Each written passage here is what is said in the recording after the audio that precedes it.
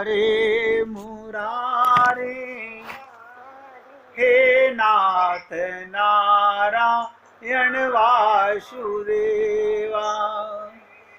श्री कृष्ण गोविंद हरे मुरारी हे नाथ नारायण वासुदेवा।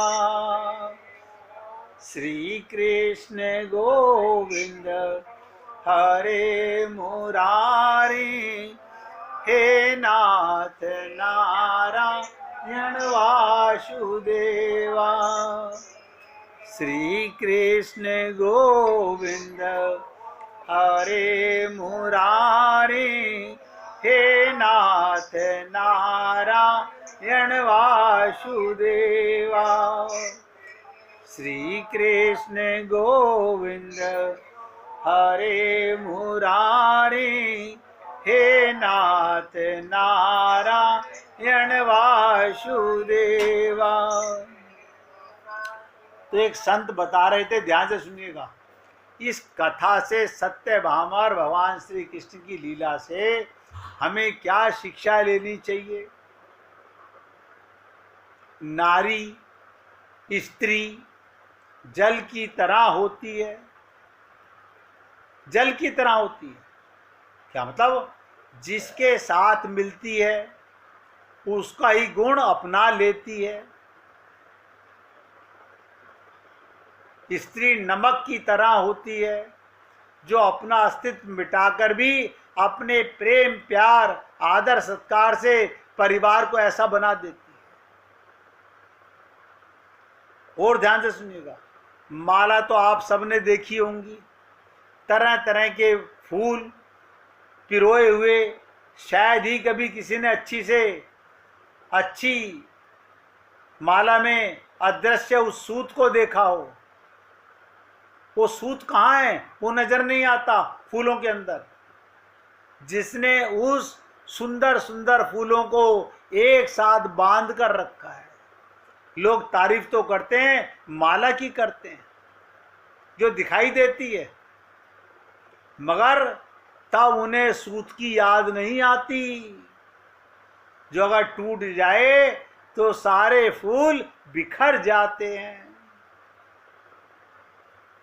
इसी प्रकार स्त्री उस सूत की तरह होती है जो बिना किसी चाह के, बिना किसी कामना के, बिना किसी पहचान के अपना सर्वस्व खोकर किसी जान पहचान की मोहताज नहीं होती। इसलिए दुनिया श्री राम के पहले सीता जी को, कान्हा जी के पहले श्री राधे जी को याद करते हैं।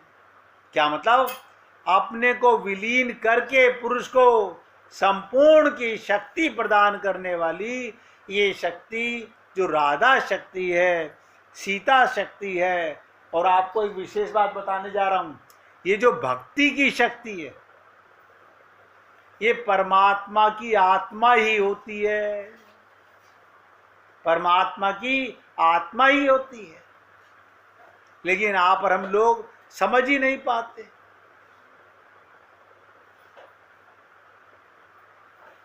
इसलिए बहुत गहराई से सोचिएगा,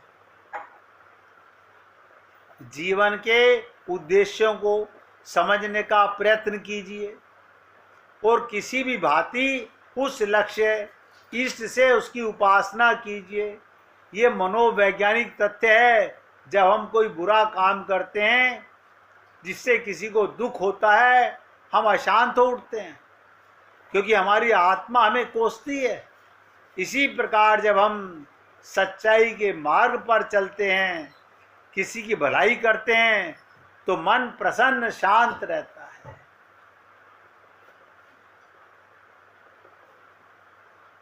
मन प्रसन्न शांत रहता है। उसी समय हम अपने अंदर आत्मा का अनुभव करते हैं, क्योंकि अशांत मन में शैतान रहता कहाँ है? वेदांत के अनुसार इस धरती पर स्वर्ग और नर्क दोनों हैं।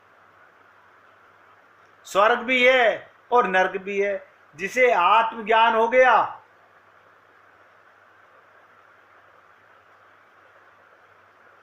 ये पृथ्वी देवदूतों से भरी हुई है। ये देवदूत कौन? जो हमारे हृदय में भगवान का प्रेम जगाते हैं।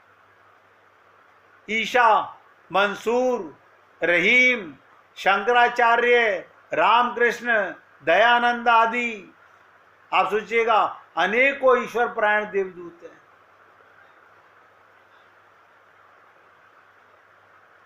इस ईश्वर उपासना का अर्थ एकांगी लाभ उठाना रहा होता, इन महापुरुषों ने भी किसी एक स्थान में बैठकर समाधि ली होती, लेकिन नहीं, वो उस प्रेम को पीने के बाद हम में वो प्रेम की आग लगाना चाहते हैं।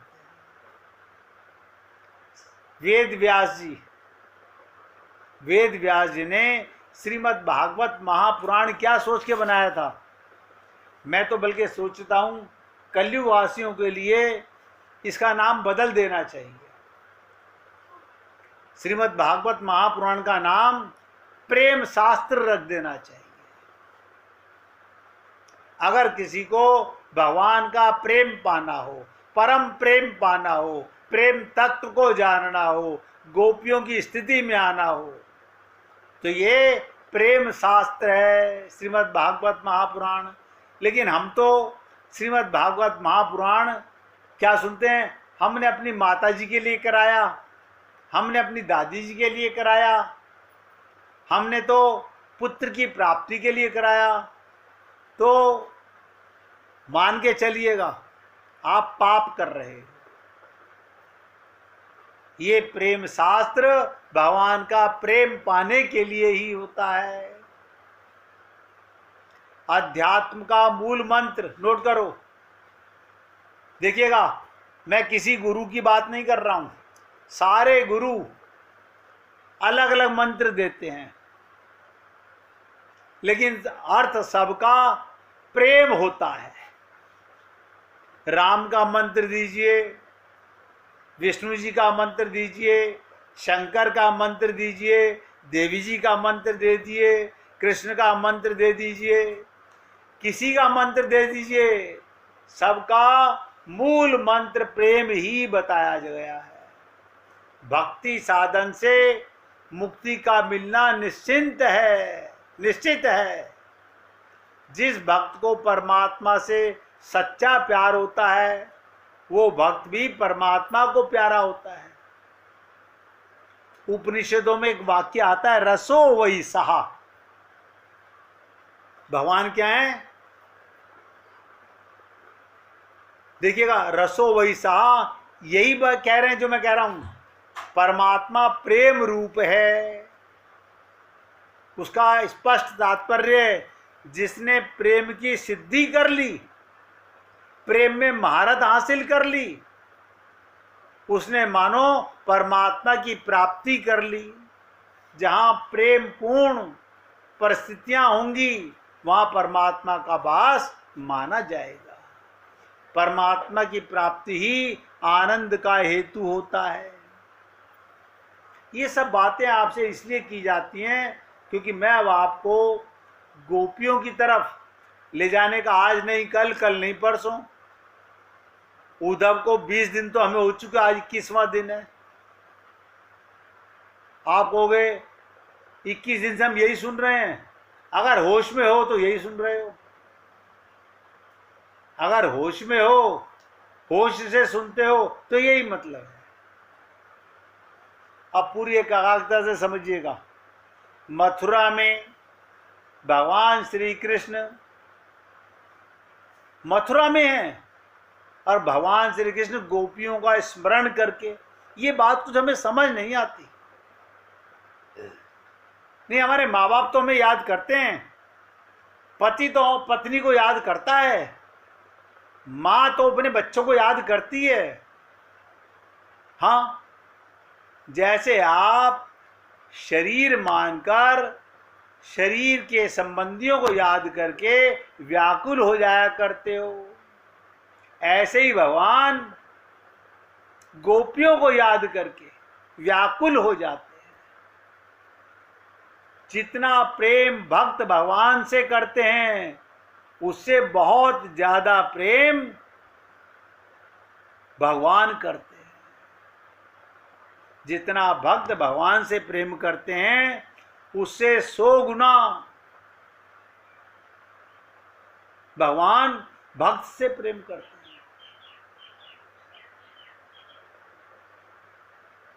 लेकिन हम ऐसा नहीं करते। हम तो भगवान से जब मंदिर जाते हैं, हाँ, संसार मांगते हैं, प्रेम नहीं मांगते। अरे प्रेम मांगा नहीं जाता, ये भी आपको बता दूं। कल जाके मंदिर में प्रेम मत मांगने लग जाना। प्रेम दिया जाता है, प्रेम किया जाता है। आप भगवान से निस्वार्थ प्रेम कीजिए, फिर देखिए आप और हम सब सकाम प्रेम करते हैं। मैं ना उस मंदिर में जाकर के ना मेरी कामना पूर्ण हो गई, अब मैं उस मंदिर में बिना जाए नहीं रह पाता। वहां जाकर के मेरे को बड़ी तसल्ली होती है, ये 2 बेटे मेरे उसी ने दिए थे। ये हाल है हम लोगों का। संसार पाकर के भगवान को धन्यवाद दे रहे हो।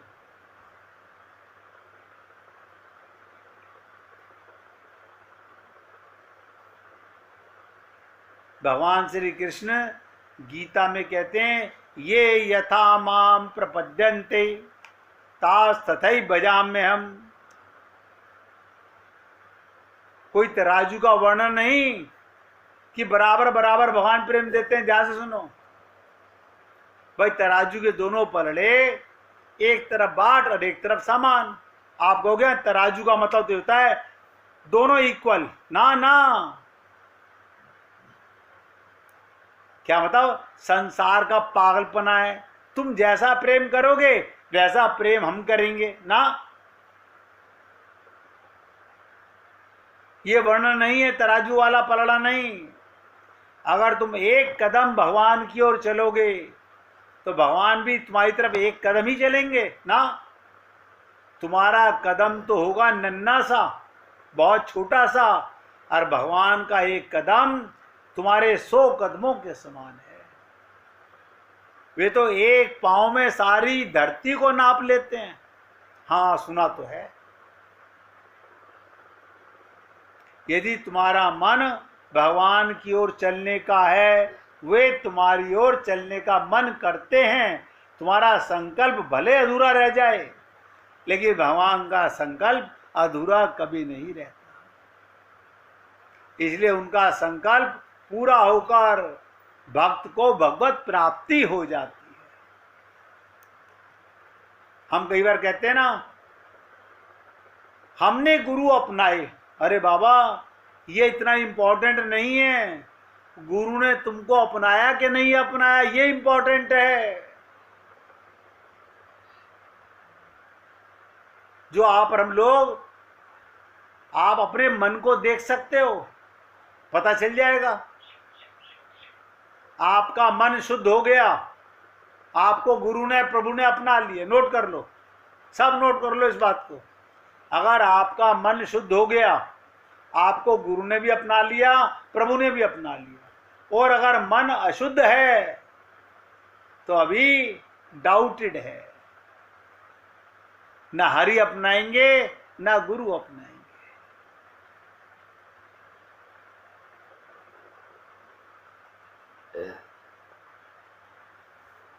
आप और हम लोग कुछ नहीं जानते अभी तक।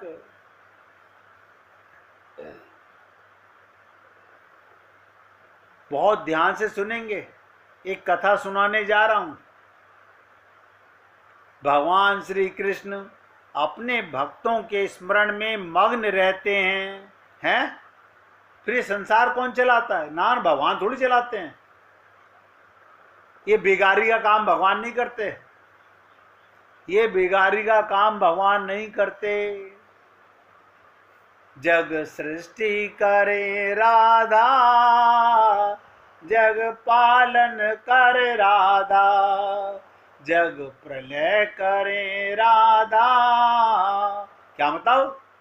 ये तो भगवान की प्रेमा शक्ति राधा की कृपा से ब्रह्मा जी सृष्टि की रचना कर रहे हैं, विष्णु जी पालन कर रहे हैं, और शंकर भगवान संहार कर रहे हैं। तो भगवान कन्हैया क्या करते हैं?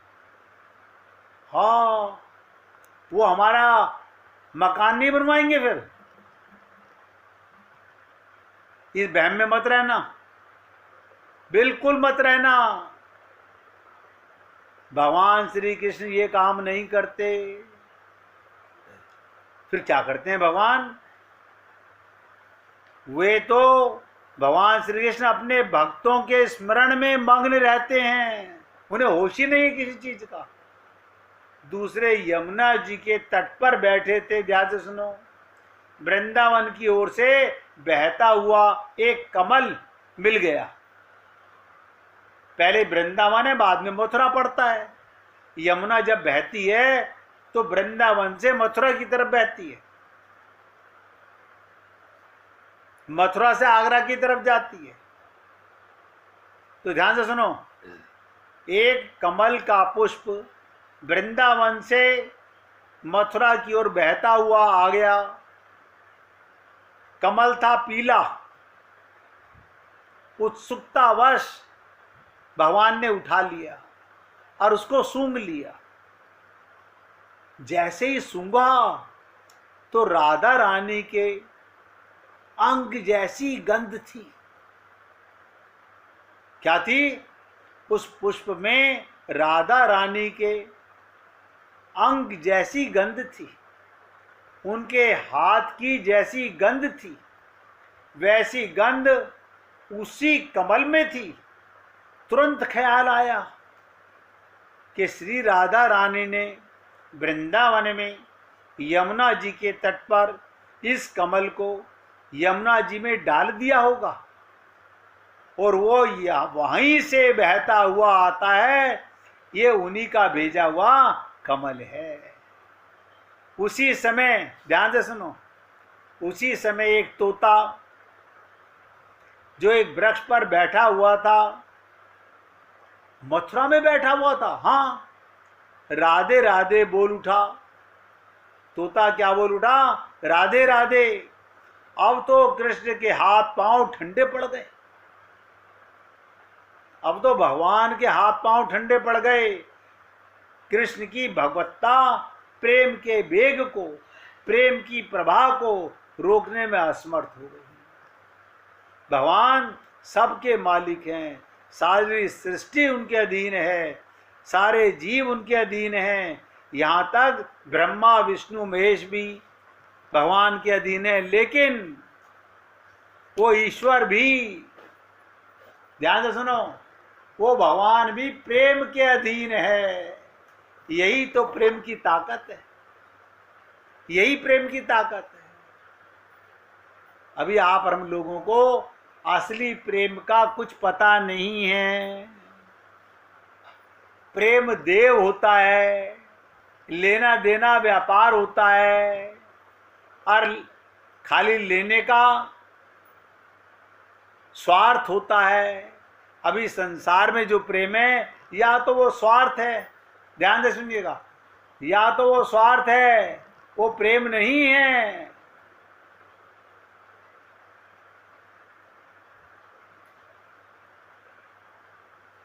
इसी को प्रेम की ताकत है। प्रेम के अधीन है भगवान, प्रेम ईश्वर के अधीन नहीं। ध्यान से सुनो, अब बताइएगा, प्रेम बढ़ा के भगवान। सोचो, जिस प्रेम के अधीन भगवान हो जाते हैं, इसका मतलब भक्त का प्रेम भगवान से। भगवान कहते हैं, अहम भक्त पराधीना, मैं भक्त के अधीन हूं। प्रभु जी ऐसे क्यों कह रहे हो? आपकी कृपा से तो उसे शरीर मिला, आपकी कृपा से उसे गुरु मिला। बोले मगर मुश्किल तो यह है, वो अपने को शरीर मानता नहीं, वो अपने को स्त्री पुरुष नहीं मानता, वो मुझसे आत्मा प्रेम करता है। और कैसा प्रेम? मुझे सुख देना चाहता है, वो लेना नहीं चाहता। हाय राम, ऐसा हमें प्रेम नहीं चाहिए। हमें तो टिट फॉर टैट चाहिए। तुम हमें प्रेम करो, हम तुम्हें प्रेम करें। तुम हमसे झूठ बोलो, हम तुमसे झूठ बोलें। तुम हमें धोखा दो, हम तुम्हें धोखा दें। संसार का प्रेम कैसा? सब दिखावे का। वरना असली प्रेम जो होता है, उसके लिए उल्हाना नहीं होता, प्रेम देव होता है, प्रेम लेने का काम नहीं होता। निवेदन करता हूं बार बार, ये प्रेम इतनी आसानी से, अभी तो देखिए चर्चा चल रही है, जब आपको ले चलूंगा उद्धव के साथ ब्रज में, तो कन्हैया की बात ये नहीं करेंगे, कन्हैया ये गोपियों की बात नहीं करेंगी, फिर तो वहां लाखों गोपियों से प्रेम की चर्चा सुनोगे, डूबने की चर्चा सुनोगे, मिटने की चर्चा सुनोगे, अपने को मिटाने की चर्चा सुनोगे। इसलिए निवेदन करता हूं, अभी तो मैं बेस बना रहा हूं कि तुम सुनने के अधिकारी बन जाओ। आज अपने सत्संग को यहां विराम दे रहा हूं। मुझे ऐसा लगता है कि चांद मेहरा जी भजन सुनाना चाहती हैं, सुनाइए।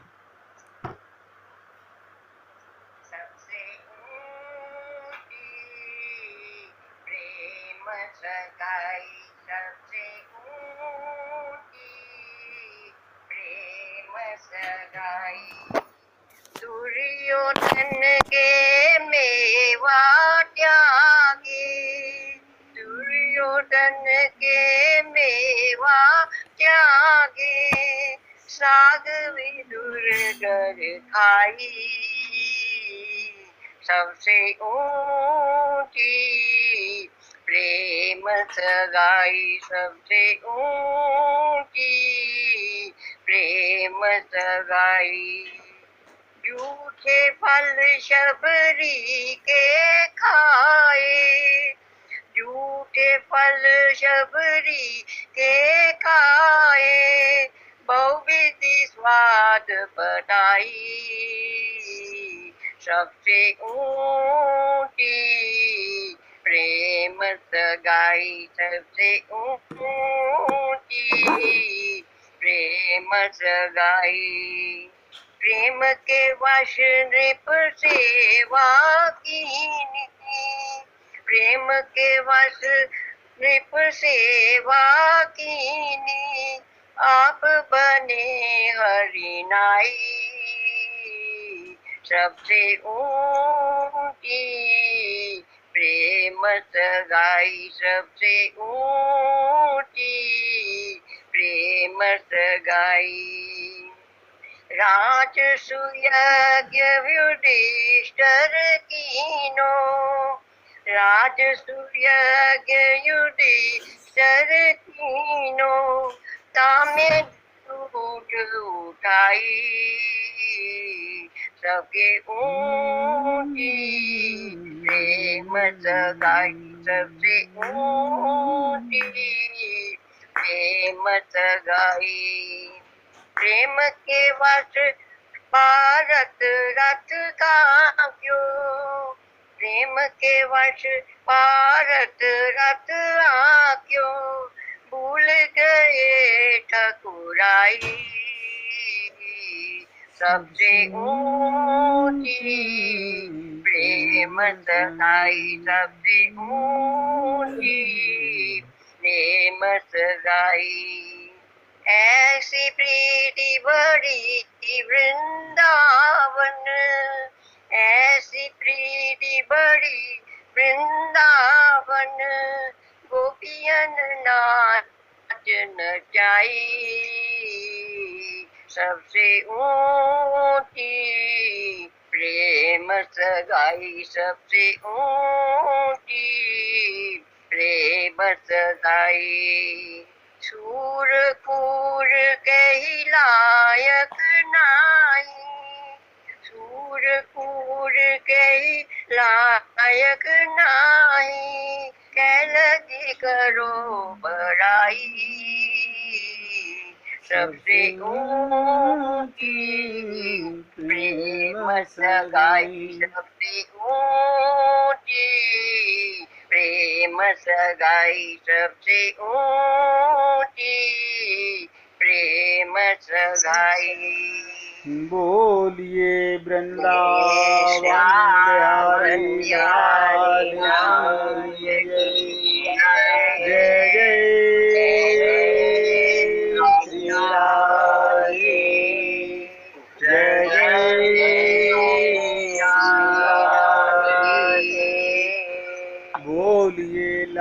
जी का मंगल हो, सभी भक्तों का मंगल हो, मंगल हो, सबको राधे राधे भैया, मंगल हो।